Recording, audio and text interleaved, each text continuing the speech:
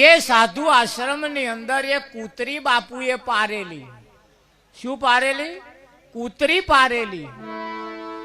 ઘણા વખત થાય પછી દર પૂનમ ના દિવસે બધા ભક્તો આવતા હતા. એ ભક્તો આવતા હતા એમાં એક દાળ કૂતરીએ 2-4 ભગતો બચકો ભરી લીધો. ધોન રાખજો, આપણે કઈ કૂતરીની વાતો કરીએ છીએ હો. અધૂરા રોટલે દારલે દોટ ના મેલતા. બાપુના આશ્રમે રહેતી કૂતરી એક દાડ 4-5 ભક્તોને બચકું ભરી લીધું. પૂનમ ગઈ પછી હતી બીજી પૂનમ આઈને પાછી આ કૂતરે બીજી 8-10 જણને બચકો ભરી લીધો.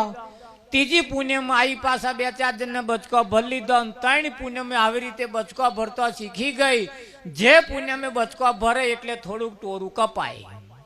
પછી બીજી પૂનમે બચકું ભરીને ટોરું કપાય. ત્રીજી એ ટોરું બચકું ભરીને પછી હતી બધાય બંધ થઈ ગયા.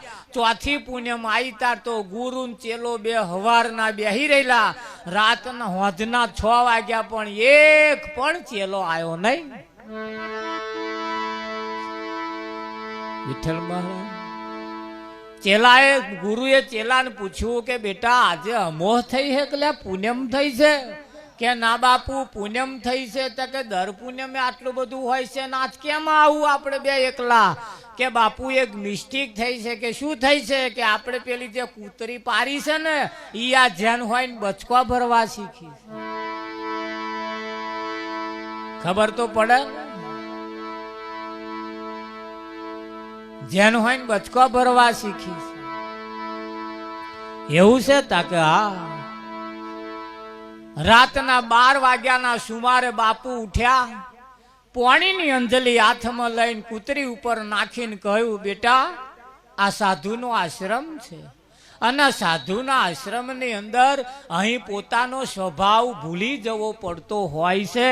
કડવાનો તારો જે સ્વભાવ હે એને ભૂલી જા.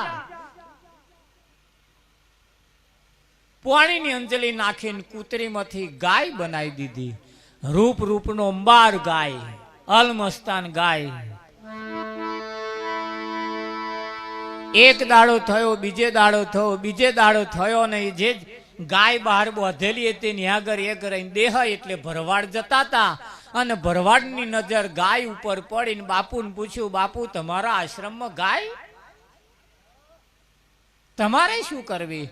2 ટાઈમ દૂધ આવી જશે, ગાય મને આપી દો. બાપુએ કહ્યું મારે ચો ગાય પારવી ભાઈ. પાતો પેલીએ સ્વભાવ ના બદલ્યો.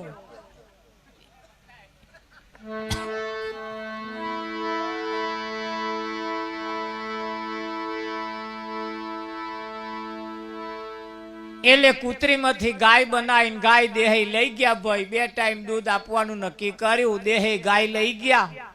ગાય લઈ ગયા ને હોજે ગાય એને જ્યારે આમ કરીને નીરવા ગયા ને તે જ ઘડીએ ગાયે પેલા દેહનું બાવડું પકડી લીધું. વ્યાછાટે દેહે ચેટલી કુણીઓ મારે, ભરવાડે ચેટલી કુણીઓ મારી પણ મારી બેટી એવું પકડેલું છોડે નહીં. દેહે બૂમો પાડી 4-5 ભરવાડ લાકડીઓ લે નાયા મારી બથાટીને મોંમાં છોડાયું. રાતે બાપુ આશ્રમે મિલ્યા.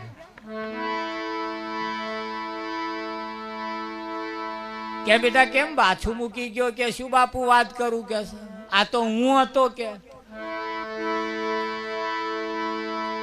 કઈક નાનું છોકરું કઈક બૈરું હાથમાં આવી જાય હાથમાં જ નાખે. કે છે પછી મારા તો આ ના શોભે. કે બાપુ રાતના 12 વાગે ઉભા થયા. પાણી હાથમાં લઈને માથે હાથ ફેરવીને કહ્યું બેટા કૂતરીમાંથી તને ગાય બનાવી તોય તારો જાતિ સ્વભાવ તું ના ભૂલી. સ્વભાવ ભૂલવા માટે આશ્રમ છે બેટા, ખરું કે નહીં? રાતના 12 વાગે પાણી હાથના અંજલિ મારી ગાય ઉપર ફેરવી નાખી. એ ગાયમાંથી 16 વર્ષની રૂપ સુંદરી રૂપનો અંબાર બનાવી દીધી. 16 વર્ષની રૂપ સુંદરી રૂપનો અંબાર બનાવી દીધી ને બીજો દિવસ થયો અને ત્યાં થઈને એક રાજા જતો તો ઘોડું લઈને અને રાજાની નજર પેલી રૂપ સુંદરી ઉપર પડી ગઈ અને બાપુને કહ્યું, બાપુ તમારા આશ્રમમાં રૂપ સુંદરી શોભે? કે ભાઈ નહીં શોભતી પણ કરે શું? આ સ્વભાવ બદલાવા હાતું આ બધી માથાકૂટો છે કે એવું છે તા કે હા કે પણ અહીં ના શોભે કે બાપુ આ તો અમારા રજવાડામાં શોભે કે લઈ જાઓ. ઘોડા ઉપર નાખીને રાજા લઈ ગયા, રાજમાં લઈ ગયા. રાજની મહી લઈ જઈને એવો સ્પેશિયલ એક કમરો, સ્પેશિયલ એક રૂમ, સ્પેશિયલ એક આવાસ વિઠ્ઠલ મહારાજ આપી દીધું અને 8-10 રોણીઓ સ્પેશિયલ સેવા મૂકી દીધી. 8-10 રોણીઓ, એક આ પગ દબાવે, એક આ પગ દબાવે, એક હાથ દબાવે, એક હાથ દબાવે, એક માથું દબાવે, એક તેલ માલિશ કરે. આહા, એટલી બધી ઠાઠો કરે, એટલી બધી ઠાઠો. પાણી માગે તો દૂધ મળે, સરસ એટલી બધી વ્યવસ્થા ચાલે એમની. પણ આ રાજાના નગરની અંદર દરરોજ રાતે રોશની કરવામાં આવતી હતી. મહેલ, રાજાનો મહેલ શણગારવામાં આવતો હતો. રાજાનો મહેલ શણગારવામાં આવતો હતો. ચોખ્ખા ઘીના દીવા કરવતા આમ કરવામાં આવતા હતા. આખો મહેલ શણગારવામાં આવતો હતો. આવું ઘણા વખતથી ચાલતું હતું. એક દિવસ રાજા ફરતા ફરતા ફરતા ફરતા ફરતા રાતના સુમારે નગર ચર્ચા કરવા માટે, રાતના સુમારે નગરમાં વાંટો મારવા માટે નીકળ્યા. તારે જે રાજા નીકળ્યા હતા ને ઉગમણી દિશાની અંદર અંધારું ઘનઘોર દેખાતું હતું. બીજી બધી દિશાની અંદર નર્યા દીવા પ્રગટતા હતા, પણ એક દીવાની અંદર, એક ઉગમણી દિશાની અંદર નર્યું અંધારું દેખાતું હતું. રાત પડે રાજા ગતા રહ્યા. બીજે દિવસે દરબાર ભર્યો. દરબાર ભરીને એ જ રાજાએ પ્રધાનને બોલાયા. અરે આજે રાજાને બોલાયા પ્રધાન આવજો રે. આજે રાજાના બોલાયા પ્રધાન આવજો રે. રાજાના બોલાયા પ્રધાન આવજો રે. આજે રાજાના બોલાયા પ્રધાન આવજો રે. આવજો રાજને દરબાર.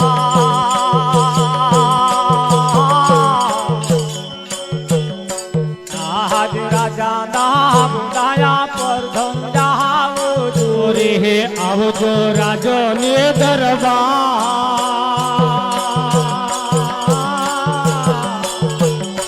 આજે રાજાના બોલાયા પ્રધાન આવજો રે. રાજાના બોલાયા પ્રધાન આવ્યા રે. આજ રાજાના બોલાયા પ્રધાન આવ્યા રે. મારો સુએ પડ્યા કોણ?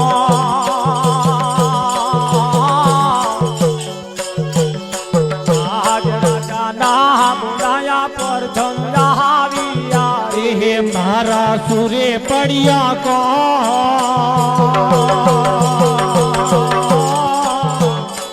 આજે રાજાના બોલાયા પ્રધાન આવ્યા રે. આજ રાજા રે કહે ને પ્રધાન સાંભળો રે. આજે રાજા રે કહે રે પ્રધાન સાંભળો રે. કહું માર દીદાન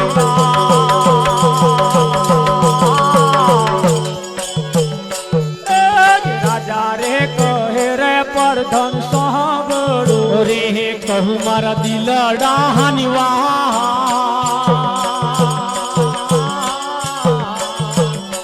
આજ રાજા રે કહે રે પ્રધાન સાંભળો રે. આજે ઉગમણી દિશાનો અંધાર છે રે. આજે ઉગમણી દિશામાં અંધાર તારો શેનો રે આજે ઉગમણી દિશા અંધારો શેનો રે આજે યુગમણી દિશામાં અંધારા કેનો રે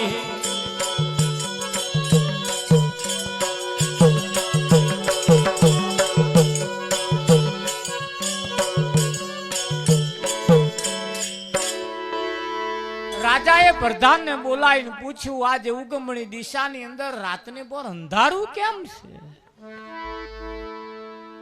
શું મેં દિવેલ ખૂટી ગયું છે શી માથાકૂટ છે પ્રધાને કહ્યું કે બને નહીં એવું કે છે આવું અંધારું હોય જ નહીં આપણા રાજ્યમાં અંધારું હોય કે ભાઈ મેં રાતે જાતે જોયું કે એવું છે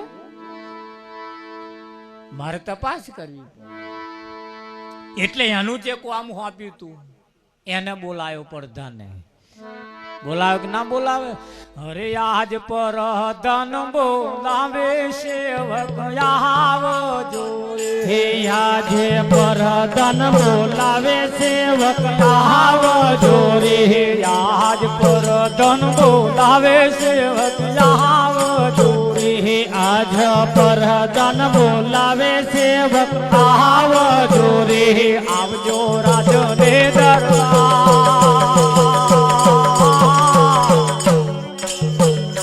આજ પર ધન બોલાવે સેવક આવજો હે આવજો રાજો ને દરબાર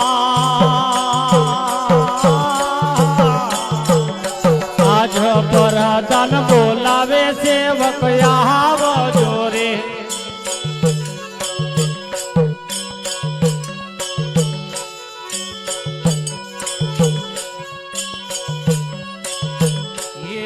આજ પર ધન બોલાયા સેવક આવ્યા રે આજે પર ધન બોલાયા સેવક આવ્યા રે મારો શુએ પડ્યો કો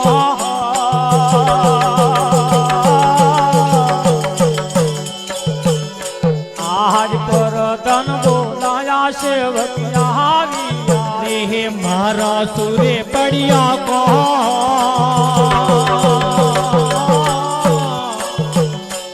આજ પર ધન બોલાયા સેવક આવ્યા રે આજ ઉગમણી દિશાનો અંધારો શેનો રે આજ ઉગમણી દિશામાં અંધારો શેનો રે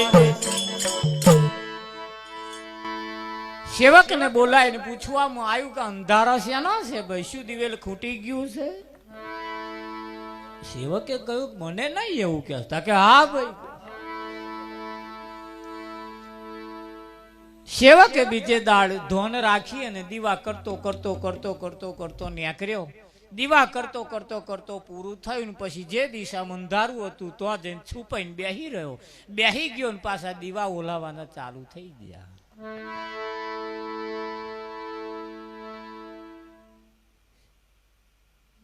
સેવકનો રૂંવાડો ઊંચો થઈ ગયો પગે માથે પગે જવા માંડ્યું ઓહો હો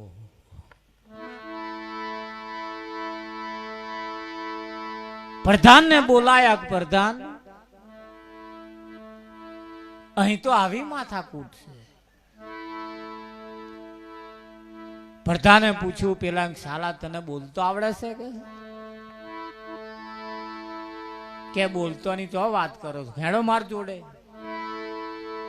બીજે દાડ બે જણા છુપાઈ રહ્યા દીવા કરતા ન્યાકર્યા પાછા જોયું તા તો પાછા દીવા ઓલાવાના ચાલુ થઈ ગયા પ્રધાન વિચારમાં પડી ગયા ઓહો બીજા દિવસે રાજાને જઈને બોલાયા અને રાજાને કહ્યું રાજાએ પૂછ્યું શું કારણ છે પ્રધાનજી કે નોના મોઢે કહેવાય એવું નથી નોના મોઢે કહેવાય એવું નથી તા કે ના કે કેમ નહીં કહેવાય એવું કે ના તમે અમારી સાથે જાતે હેડો રાજાને બોલાઈ લાયા દેવ દીવા કરતા ન્યાકર્યા ત્રણે જણા ભેગા થયા દીવા ઓલાવાના ચાલુ થઈ ગયા રાજા મોમો આંગળી ઘાલી ગયા મારું હારું આ દશા હે વિઠ્ઠલમાં રાજા મોમો આગરી ગાલી ગયા ને રાજા બોલ્યા એ દાસી રહેતી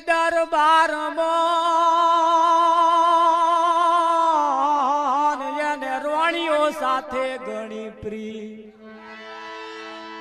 પણ દાસીનું દાસપણું ના ગયું એને ના આવડી રોણીઓ વારી રીત સંગાતો બેની સુખ એને ના આવડી રોણિયો વારી રીત સંગાતો બેની શું કહરો એને ના આવડી રોણીઓ વારી રીત સંગાતો બેની સુખ એને ના આવડી રોણિયો વારી રીત સંગાતો બેની શું કહરો જેને કુબુદ્ધિમાં મહાને મહાન સંગાતો એમને સુખ જેની મોહબોધીમાં મોહને લામોન સંગાતો બેની શું કહરો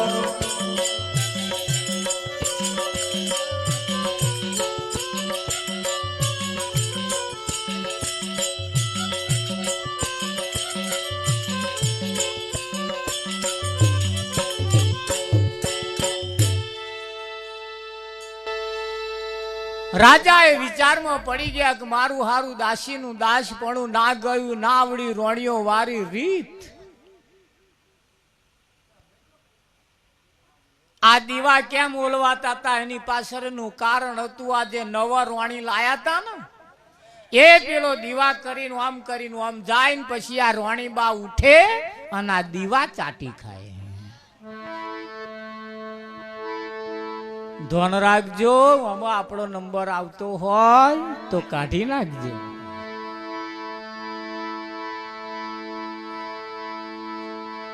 પેલા દીવા કરતા કરતા ન્યાકરે ના રોણી બા ઉઠે ને દીવા ચાટી ખાય હા રાજાએ રાત ને પોરું ચારો ભર્યો ભાઈ પ્રધાન સેવકને કહ્યું નોના મોડે મોટી વાત મહેરબાની કરીને આ વાત ઉપર ઢોકેલી વાત રાખજો નગરમાં કોઈને કહેતા નહીં પ્રધાન અને સેવકે માથું ધરીને કહ્યું કે ગોરાના મોઢે ગયણું રખાય મોણસના મોઢે ગયણું ના રખાય ધડથી મસ્તક અમારું જુદું કરો ક્યારે કોક દાડ અમારાથી આવું બોલાઈ જશે બોલાય કે ના બોલાય છતાં રાજા સમજદાર હતા નિર્દોષ ને સજા ના કરાય એમ કરીને રાત ને પર રાજા આશ્રમમાં 16 વર્ષની રૂપ સુંદરીને મૂકવા ગયા સાધુ બેઠા બેઠા જાગતા હતા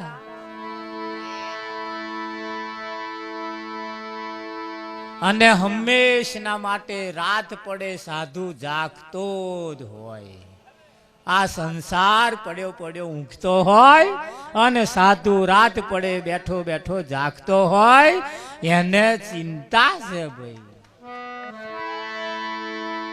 હે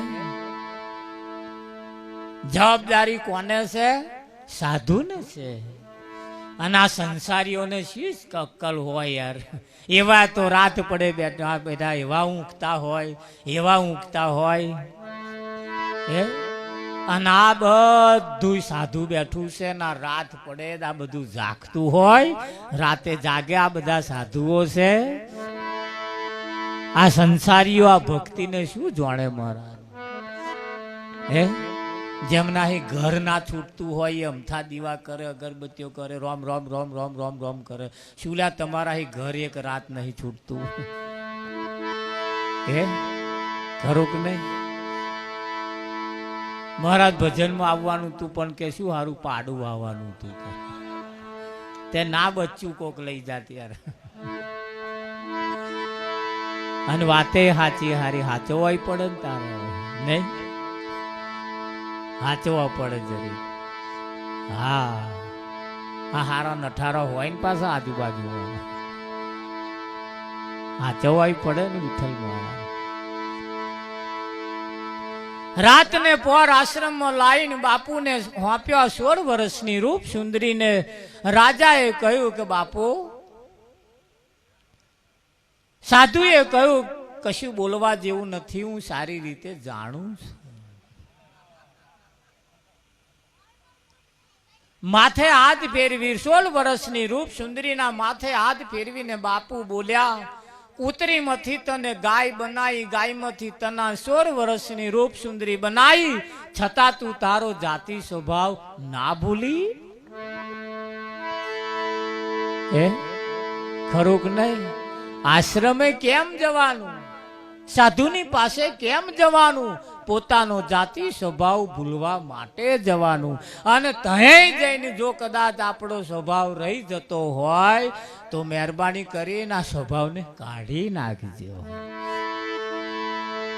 એ એક જગ્યા એવી છે મહારાજ, એ એક જગ્યા એવી છે જો પોતાનો સ્વભાવ ભૂલી જવો પડતો હોય, આ મંડપની નીચે બેહવા વાળો, આ ધર્મના મંડપ નીચે બેહવા વાળો જ્યારે મંડપ ના દેખાય ત્યારે સમજવું એ મંડપની નીચે બેઠો છે. એની પાડોશમાં કોણ બેઠું છે એને ખબર ના પડે સમજવું કે અહીં બેઠો છે. બાકી જોડે કોણ બેઠું એની જોડે ચર્ચા વિચારણા જો કરતા હોય તો હજુ મંડપમાં નહીં બેઠા, હજુ પેલાની જોડે બેઠો છે. અને એને જ કહ્યું છે, દાસી રહેતી દરબારમાં રોણીઓ સાથે ઘણી પ્રીત. રોણીને હાડી પહેરાવતો આવડતું તું પણ એમને પોતાને પહેરતો ના આવડ્યું.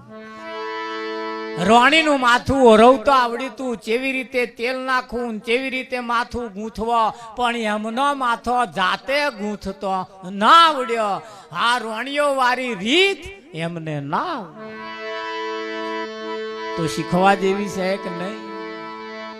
હે હા, આ સમય અને મોકો આપણને મળ્યો છે અને શીખવા માટે મળ્યો છે. આવી ઉત્તમ તક વારંવાર મળતી નથી. આ લાસ્ટ એન્ડ ફાઇનલ, છેલ્લામાં છેલ્લી ગણો તોય અને પહેલામાં પહેલી ગણો તોય આ છેલ્લી કે પહેલી આ તક અને મોકો આપણને મળ્યો છે અને હાથમાંથી ના જતો રે.